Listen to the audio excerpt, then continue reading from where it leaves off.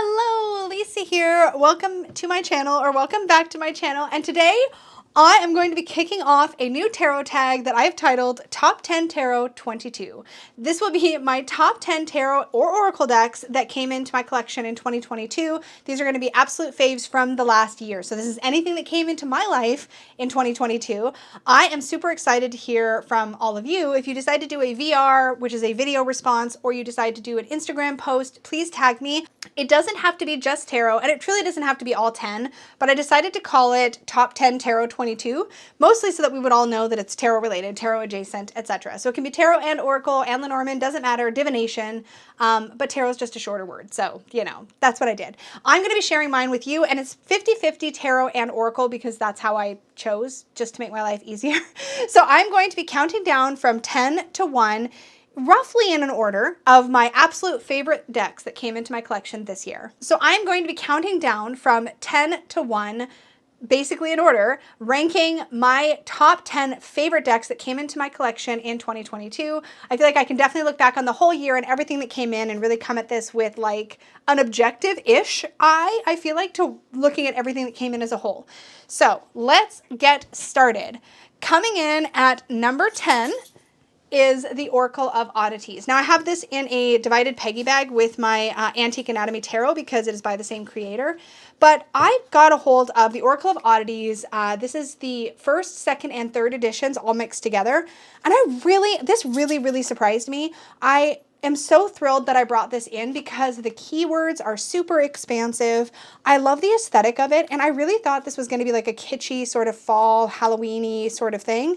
But I really like it. It kind of feels like, to me, it feels like the Oracle version of a tarot pip deck. It feels kind of clean and uncluttered. It feels like I get the messages that I need, but the imagery that is on the card feels like it hits right where it needs to hit. I feel like it pairs well with like any kind of more vintagey feeling tarot deck if I want to pair it, not just Antique Anatomy, but of course it's beautiful with Antique Anatomy. And because Antique Anatomy Tarot, which also came into my collection this year, it didn't make my list, but I love it, I truly do. Because that deck has that sort of clean, pippish sort of feel, this one just comes in next to it and gives us that same sort of vibe, but for Oracle. This was pricey because I did purchase 3 kind of smallish decks to make this one bigger deck. But gosh darn it, I love the keywords in here. I love the images. They make so much sense to me. And in a way, I feel like if I had to choose, obviously, because this ranked higher, if I had to choose between this and the Antique Anatomy Tarot, I mean, this would win hands down. I really love it. I also kind of prefer the cardstock. It's that classic sort of satiny, you know what, all the tarot decks used to have this cardstock. Like, you know, it's like probably 330 GSM. It's smooth, it's not glossy, but it's not perfectly matte. It's nice, and I like it. And I like that the backs are very simple and plain. It's just a really good workhorse style deck. And it's to the point now where I'm like, I probably have to take it out of this divided bag that it's sharing with Antique Anatomy because I'm not thinking to reach for it as much because it's hanging with my tarot decks. And so I've got to sort that out. So that is my number 10 of my top 10 Tarot and Oracle from 2022. Coming in at number 9 is the Chacoli Tarot. Oh my gosh, this one really surprised me. This is one of those decks that came in that or the Nicoletta Chacoli Tarot. This is something that I got kind of on a whim because I was curious, I guess, more than anything else, if I'm being really honest. These backs feel very Christmassy, but this deck does not feel the least bit Christmassy. In any case, this deck surprised me because I really thought that this was going to be one of those decks that just doesn't read well, that just doesn't seem to match up to the tarot meanings. But gosh darn, this is such a powerful, intuitive reader for me. And it really caused me to fall in love with Nicoletta Chacoli's artwork. There's something kind of twisted in a really, I don't know, empowering way about this art style. And the way that Nicoletta depicts characters and how much I feel like I can see in each image. I think it's something specific about the way that her art speaks to me. I also really love the Oracle. I just didn't rank it in the top 10 because I was just really trying to pick my absolute favorite top 5 Oracle, top 5 Tarot, basically. But man, this one, it's so good. And I did a whole talk through of this deck, and I definitely encourage you to check that out. I'll try to remember to link it up in the cards, but oh my gosh, this one just completely blew me away. I really love it. And I have zero regrets about picking it up. I feel like it's something so unique in my collection that I really am called to work with for very particular types of work, namely things like dealing with sort of shadow and dealing with sort of confronting topics, confronting issues. This is a really, really good one. I think it sits right up there next to Deviant Moon for me, but it hits different. Deviant Moon hits in a really call out kind of space, and the Chacoli Tarot hits in a similar space, but it's a little bit more pep talky than the Deviant Moon is in a way, which you wouldn't think, I don't think, looking at the artwork, but that is how it hits for me. So that is the Nicoletta Chacoli Tarot, and that was my number 9 pick from my top 10. Coming in at number 8, the Penelope's Tarot. Oh my gosh, I fell so head over heels with this tarot. So this is by Sam West, who's the creator of the Macabre Tarot, the Rainbow Moon Tarot, which I have the Rainbow Moon Tarot, and there's something about Sam's art that really I love. This is actually the first limited color palette tarot that I think I've honestly just truly fallen in love with. Not a black and white deck, but a limited color palette tarot. So it's pretty much all exclusively in these shades of pinks, purples, and teals. And this is an independent deck. However, it has been picked up for mass market by, I think it's Rockpool who publishes Sam's decks. And it's going to be called the Valuria's Tarot, not Penelope's Tarot. So it's got a name change, but it looks like it's the same art at first glance. It looks like it's the same art. And it looks like it's going to be pocket-sized, which I think would be really great for this deck. But I'm so glad I have this full-sized version. I love this. It's like kind of pippish, but it's sassy. It has personality. There's a little pop of lime green in some cards. I think that's it though for colors. But do you see how it's very contained with the color palette, and yet I really, really love it. And that's something that normally I don't love, but I really enjoyed Sam's Rainbow Moon Tarot, and I thought this would be a really fun deck to experiment with, and I really, really fell hard for it. It's a little bit outside of my normal thirst and hunger for like bright, bright colors, and it reads clean and straightforward in the way that pip decks typically do for me. But you can tell that, I guess I'm not really hitting a lot of pips, but like where it is just pips, it really is kind of pippish, but it's also kind of scenic. I guess it's not, I guess if I'm being fair, it's not really that, like that's kind of pippish.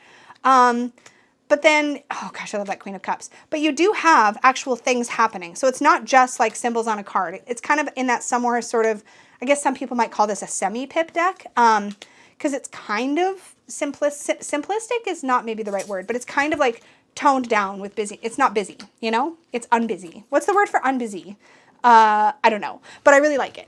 And I am so excited and happy that I purchased it, because it has just turned out to be a really good workhorse deck in my collection. And I just love it so much. I've really enjoyed every time I've worked with it. Yeah, see, like that one's like a little bit more pippish. I don't know. I just really, really, really love it. So that is the Penelope's Tarot. Again, it's going to be coming out mass market as the Valuria's Tarot. Number 7 and number 6 in this list have to come in together, because they really are a powerhouse pair for me, and I have something very, very special to share with you about this particular combination of decks. So you're definitely going to want to stay tuned till the end of this video to find out what that's all about, and that's the only hint I'm giving for right now. So watch till the end and you'll find out more about what I have to say about these. But for now, I'm going to tell you a little bit about my experience with them. If you didn't see my walkthrough where I paired them side by side like this, and had my mind completely blown, then I'm gonna link that for you so you can check it out, because this just rocked my socks. Like oh my gosh, it's so good. So really the wisdom, did I even say what they're called yet? Probably not. This is the Wisdom of the Shadow deck. And this one is the Wisdom of the Divine Feminine. And these are by the same two creators, Jessica Ricchetti and Jenny Han. And there's something about this that just, again, it just rocks my socks. So first off, the Wisdom of the Shadow tends to be very confronting, kind of very pokey. It's poking at your shadow, right? And then the Wisdom of the Divine Feminine seems to me to be very kind of empowered. And there's this magical thing that happens when you put these two decks together, like next to each other like this, and do readings with them like this, that is unlike any other pairing of decks I've ever experienced, in that it kind of feels like this deck will point out what the issue is, like what you need to bring your attention to. And then this deck will sort of lovingly kind of hold your hand and show you where to go from there, like how or where to heal it. So, and you can see it in like the contrast in the artwork and like the way everything looks. Like here you have expectations, and this is such a powerful image. And then you have nature, and you can even see in the body language how these two cards kind of echo one another in a way. And you get this idea that like to battle this pressure and the expectations that have sort of created all these shadowy places within you. It's about embracing your nature and your authenticity and really shining from the inside out, like really, like, which is something I say on the channel. It makes me so happy. Same thing here. We go from courage, where we really need to face our fears, to wholeness. When we go through those difficulties, when we go through that discomfort and we face our fear, we reach a place of wholeness. This is literally how this deck always works for me. You can really move from one to the next. And I think it was Marlena, I'll try to remember if it's her. I think it is her. I should know, but my memory, you guys, who she created a spread where she took decks like this and then she uses a tarot or something in the middle to bridge the two. But I haven't really felt like I needed to bridge the two, but I still think it was really cool. Like, look at this, rage to devotion, grief to trust. I mean, look at the difference in like the water coming down and then the rain. I mean, come on. It's a really powerful, combination of decks, and I don't have anything else quite like it, so I actually keep them together, and they basically work as one tool, showing sort of two sides of each coin, and it's been really, really beneficial. Really, really, really pleased. This was a no-brainer that these would make my top 5 when it comes to Oracle specifically, because they just blew me away. So that was number 7 and number 6. Coming in at number 5, the Shimmering Veil Tarot. Oh my goodness, you guys. This deck... This is the deck that had me falling in love with Cilla Conway's art and work. This deck I'm going to say blew me away a lot, because the decks that made this top 10 really did wow me. And I've had my hands on a lot of decks in 2022 that came in. But these are the ones that like just far and above stand out. The Shimmering Veil Tarot, I mean, this was the deck that had me falling in love with Cilla Conway's artwork.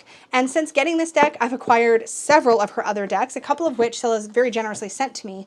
But the Shimmering Veil Tarot, there is something so like beautiful and intuitive about this art and about this deck and the way that it's created. First of all, you have no borders, and the suit, symbol, and number is just minuscule and kind of off to the corner. So it really frees you to sink into the artwork and to pay attention to what you get from each card, outside of maybe just going right to that traditional meaning you might normally reach for. It's a really powerful deck. There's a quality to Cilla's artwork that feels incredibly intuitive and emotive, and it pulls me right in. It's like I really feel like this 9 of water, right? The 9 of Cups. This is one of the most important cards to me in any tarot deck. And this one really captures the fullness of the experience of what I perceive as the experience of the 9 of Cups. And this happens throughout this entire deck. There's really strong imagery that it does something to me. I don't know how else to describe it. It's just incredibly potent. It's juicy. It feels like it just has layer upon layer upon layer that I can dig into. I do think that one of the qualities, I've talked about this before, that really draws me into art like this is the ability to see brush strokes on the art. I can see brush strokes. And there's something about that, and texture in the paint. There's something about that just, it causes some sort of reaction or response in me. I don't know how else to describe it. It makes the art feel more alive in some ways. And I love that. I love that so much. And it's something really special, I think, about her work. Like this King of Cups is incredible. But the meanings are clear in the images. I don't feel like I pick up any of these cards and I'm like, what the heck is that? Like, I don't get it. You know what I mean? Like, I don't really get that happening in this deck. It follows the Rider-Waite-Smith structure closely enough that I can follow along comfortably and easily. I just think it's a beautiful, powerful deck and have zero regret. Oh, this 2 of Swords is everything. I have no regrets. Every card hits the way that I need it to hit. This just was a really good purchase for me in 2022, so I'm so pleased to have it. So that was my number 5 pick. Coming in at number 4, this was a unicorn deck for me, by which I mean a unicorn deck as something really rare that I thought I would never get my hands on, and it is the Weird of Sarah Howard, or Word of Sarah Howard. I'm not entirely sure how you're supposed to pronounce it. I pronounce it weird. This is a really unique deck. Now, when I got this, it had been out of print for years. It had only ever been produced in very, very small batches, and was never really something that Gabby Angus West, I think, had intended to put out in any kind of volume. But I fell in love with it when I first saw it years ago and have kind of kept my eyes out for it ever since, assuming I would never, ever get it. So this is from the original first edition. Now, as I'm recording this, she has opened up pre-orders for a new printing of The Weird of Sarah Howard, but it has some changes. There's no borders at all anymore, and the keywords have changed to the full original key phrases that she envisioned that came about when she created the art. I have to admit, grateful that I have this first version because I really like the single keywords a lot, but I'm glad that Gabby created it in her vision. It was a project that I think she really wanted to see if it was going to come back in a way that she had originally envisioned it, I think. That's my assumption based on what she shared on social media. But I am so grateful to have this in my collection. It reads really beautifully. Gabby Angus West is the creator of the Bonefire Tarot, and I love that deck. It is a huge favorite in my collection. I've used it a ton. I still reach for it a ton. It's one of my most used decks in my collection, and this one just does a lot of the same things for me, but in a different way. It's based on the playing card associations, or it has playing card associations, I should say, but it also, I feel, ties in a little bit loosely to the tarot in the same way that playing cards tie in loosely to the tarot if you want them to. I really enjoy working with this. It reads beautifully. This is one of those cards that I'm like, huh, a bearded fish? What? I do understand it now working with the little key phrase guide that came with it. That is one thing about the new edition. I believe it comes with a little guidebook. I could be wrong on that, but I believe so. But I really love this deck, and I'm so grateful to have it. It had to make my top 10. I was out of this world beyond like excited when I had an opportunity to get this in a trade, and I am just so grateful. So that is The Weird of Sarah Howard, and that came in my number 4 spot. So we're coming up now to my top 3, and I have to admit these are all neck and neck for top spot for the most part. I mean, the top spot I think is definitely firmly in the top spot, but it was just hard to come down to these top 3 and really like narrow it down. So first off, in position number 3 is the Unfolding Path Tarot. Oh my gosh. I followed the art on this on social media for a while before the deck finally became available, and I am so pleased that I did. This is, I'm glad that I backed it on Kickstarter. It is a stunning deck, and it's fast become a workhorse for me. It has sort of slotted into the same space that I used to reach for my Lightseers Tarot for, and I actually did a this or that side by side with this and the Lightseers, and I haven't been able to bring myself to part with my Lightseers Tarot, but to be fair, I'm reaching for this every time I would have normally reached for my Lightseers. So in a lot of ways, it has sort of filled that space for me.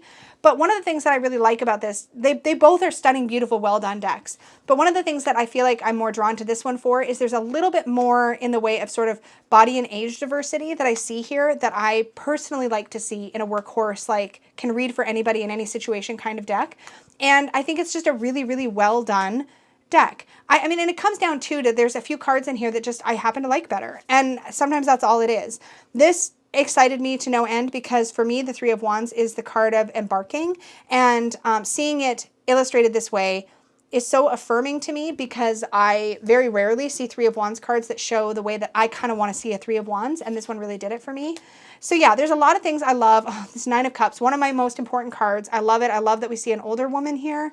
I love the Lovers cards so much. So yeah, there's a lot of cards in here that I love, but it just really ticks all of my boxes, and it's blown me away. I wasn't overly impressed with the box or the book or anything like that. I've never really, I think it was like a pamphlet more than a book, like some kind of fold out sheet or something. I can't remember. I put it away right away. I didn't need it. This isn't the kind of deck that I felt like I would be reaching for a guidebook for. It feels like a deck I would pull out and just read with for any situation, for any querent, and just out of the box. No problem. Reads beautifully. Don't have to work at it. Comes easily. I really love that. Oh, look at this High Priestess though. I zoomed us out. I know. I'm going to zoom you back in just so you can see her because she's gorgeous. Anyways, I love this deck so much. Coming in at number 2, this is my number 1 Oracle deck from 2022, is the Song of the Grandmothers. Okay, I have it squeezed into this box, or into this bag. It really should be in a large peggy bag, but I like this bag for it, so it's staying for now. But so first of all, I was really lucky to receive a prototype copy of this deck and was able to share it with you guys while the Kickstarter was going on, and that was great. I used the heck out of my prototype copy. Used the heck out of it. And that never happens to me. I very rarely, once I get a prototype, I'll often wait to get the full version of the deck before I play with it too much. It's just, I don't know, it's like a habit I've had. But gosh darn, the prototype of this deck got so much use. So let me get into it. So this is the deck by Kara Simons, and it's illustrated by Mari in the Sky. It's so beautiful. I love it so much. This solved a problem I didn't know I had. And that's a really incredible thing when you get a tool in that does that for you. It's like you never knew you needed that special hammer until you get that special hammer. And you're like, how have I gone this long without this special hammer? That's what the Song of the Grandmothers does for me. First of all, the art itself is exquisite. The messages and the themes that Kara planned for this deck are absolutely... they hit the nail on the head so, so well. There's a system to this oracle, which is always great. I love it when oracle decks have a system. But to be fair, this just works really well out of the box. And working with the prototype, all I had to go on was the cards and the art. And so already it was an incredible deck that I was getting a ton of use out of, right? One of the things that I love about this, and I've talked about it before, is that you have a mix in here of all types of nature. You have animals, you have plants, you have bits of crystals, you have bits of nature, like storms, like here we have Grandmother Tornado. Each one has a really great expansive keyword on the card, which is so useful. It gives me a jumping off point to work intuitively with the energy of the card. But then you have this beautiful haiku. I mean, what a beautiful, multi-layered, meaningful deck that Kara created. She just did such a phenomenal job with this. I just can't even. And this has become the thing that I think about when I think about any nature-based deck. I don't want to reach for another crystal deck. I don't want to reach for another animal deck when it comes to Oracle. I don't want to reach for another animal deck. I want this one. When I'm thinking of something naturey, something to bring me into like the world of Mother Earth, this is the deck I think of, hands down. Like this is the one. And to the point where it's squeezing out other things in my collection that I just don't feel like I need, because this is the only one I ever want to reach for. I still need to pick a color and edge the sides of it, but I haven't decided yet. I may do multicolors, like I may pick like maybe a red, a yellow, maybe like, I don't know, like a pink, a green, and a blue. I don't know, I haven't decided yet. I don't know. If you have thoughts or opinions on edging colors, I would love to hear, but I'd like to put some edges in. Anyways, my point is this. Even though out of the box this worked so incredibly well, just the cards, because they're so perfectly well done and there's so much to go off of, the guidebook comes in with the full version of the deck and freaking knocks my socks off. Of course it does. So for every card, you have this beautiful like message, which is great, or you have like a beautiful like meaning and stuff, and then you get a direct piece of advice, and then you get like a beautiful little message as if this grandmother is speaking to you, like an actual quoted little message. I mean, it just hits so powerfully. And the very first time that I pulled a card from this full version of the deck for myself and read the message and like journaled about it, I bawled my freaking eyes out. Like this deck just like speaks with so much heart and soul. I cannot recommend it highly enough. And what I'll do at the end of this video too is I'll recap real quickly the top 5 Oracle and the top 5 Tarot so you can kind of see how it all shaped out. But this one was my #1 Oracle for 2022, no doubt about it. Song of the Grandmothers. Now, my #1 deck. This is my #1 deck, Tarot and Oracle combined. This is my #1 top favorite from 2022 that came into my collection. See if you can guess what it is before I pull it on a screen. I'm sure you will, because I haven't mentioned one very specific deck yet.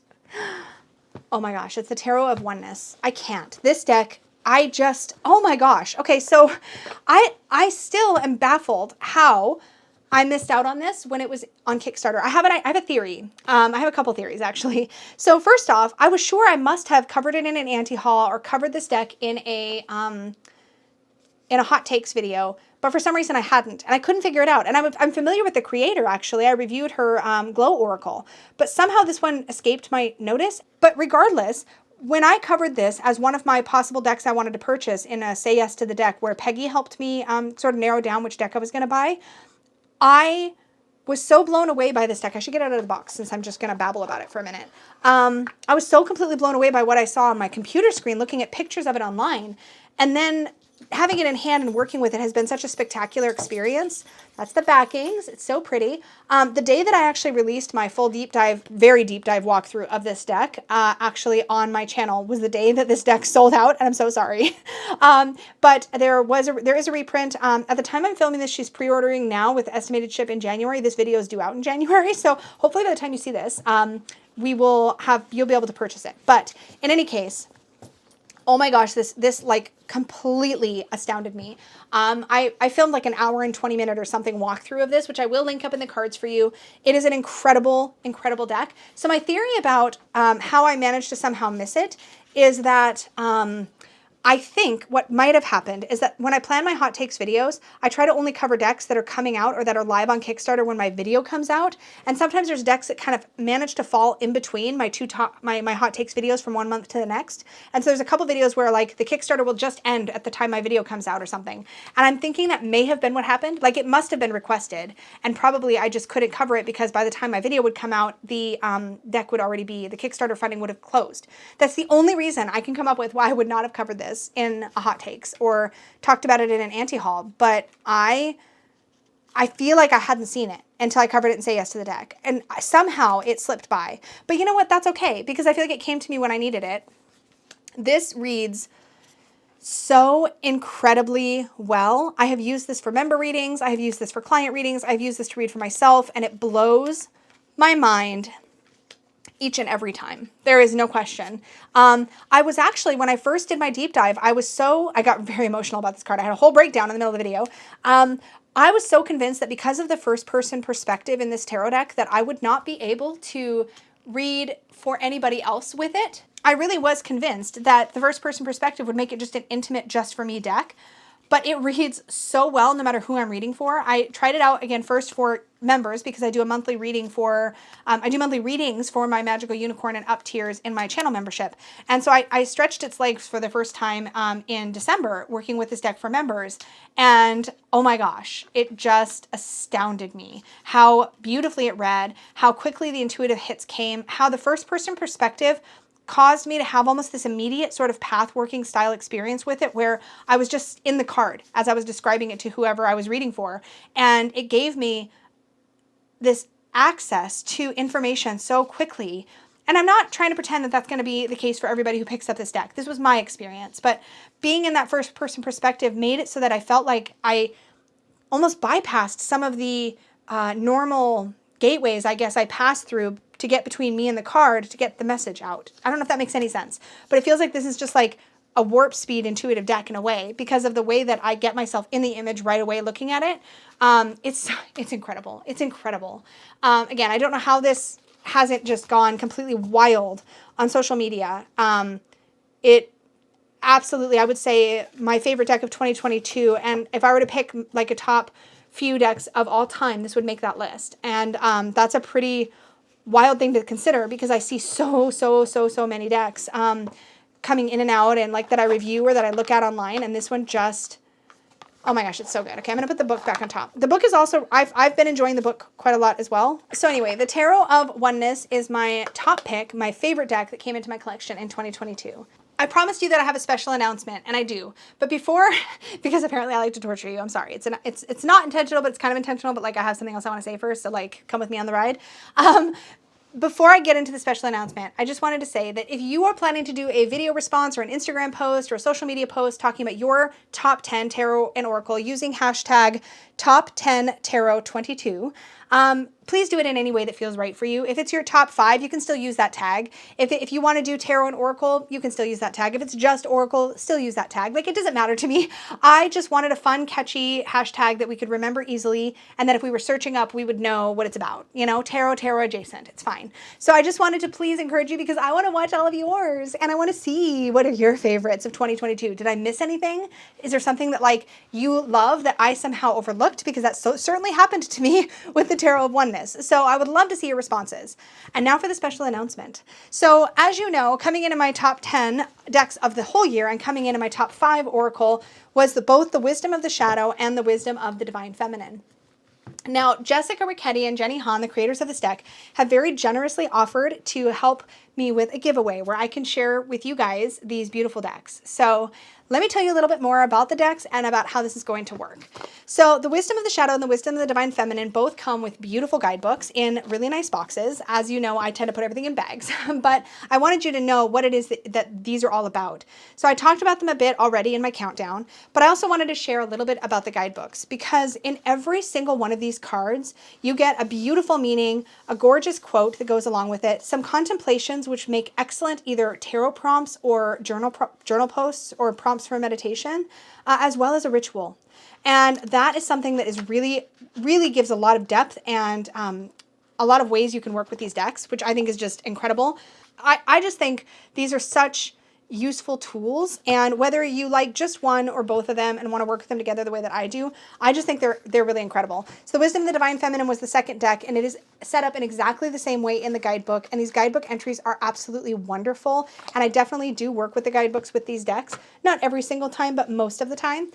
So here's how the giveaway is going to work. There's going to be 2 winners. The first winner that I draw is going to win a set of both of these beautiful Astounding decks. And I just think that's so incredibly generous of Jessica and Jenny. So thank you both so, so much for doing that. So the number 1 winner will get both as a set. The second name that I pick, the number 2 winner, will get their choice of either deck. That they will win. And the giveaway is open internationally. Jessica and Jenny are going to make sure that you get the deck sent directly to you. So there's no stopover over here in Canada. It will go right to the winner. And basic rules apply, right? You must be 18 and over to enter. It is open internationally, but you have to be aware of your own country's customs regulations. Obviously, they can't control that bit. So they will ship it to you, of course, but if there's any inbound customs or duties, that would be your responsibility. And this isn't affiliated with YouTube in any way. This is just us doing something fun, and I wanted to share these decks. Jenny and Jessica had actually offered some time ago to help me host a giveaway of these 2 decks, and I thought that was really sweet, and I was just kind of waiting for the right time, and this was the right time because they are in my top 10 decks of 2022. I can't recommend them heartily enough. I think they're really beautiful. So all you need to do to enter, if you are interested in this giveaway, is to put a comment down below and make sure that somewhere in your comment is the word wisdom. Just that, the word wisdom. No hashtag, nothing special. You can leave a comment with just the word wisdom. You can work the word wisdom into a sentence somehow. It doesn't matter as long as the word wisdom is somewhere in your comment. And then just keep an eye out. Peggy and I will draw names of the winners in our next Sunday Shenanigans live stream. So keep an eye out for that. And ideally, you will spot that your name has been picked and then get in touch with us right away with your mailing information so that we can get that information to Jessica and Jenny and get the winners their decks. We'll have to find out from the number 2 winner which deck they would like, and the number 1 winner will get both. So thank you guys so, so much for watching. Thank you for hanging out with me while I share my top 10. Thank you to Jessica and Jenny for your generosity. I would love to see these decks get into more hands. I think they're absolutely beautiful, and I just had such a beautiful and powerful experience with both of them. So really excited to be able to share them with you guys. And I will have links to every deck I talked about in the description below, so definitely be sure and check those out. And if you are interested in seeing my full tarot and oracle deck collection, I will have a link for you on the screen in just a moment so you can click on that full playlist and see all the decks in my collection if that is your jam. So keep an eye out for that, and I will see you guys very, very soon. As always, thank you so, so much for all your support of the channel. Extra big thank you to the Unicorn fam, and for all of you watching, engaging, commenting. I appreciate you so, so much. May your magic always shine from the inside out. Bye.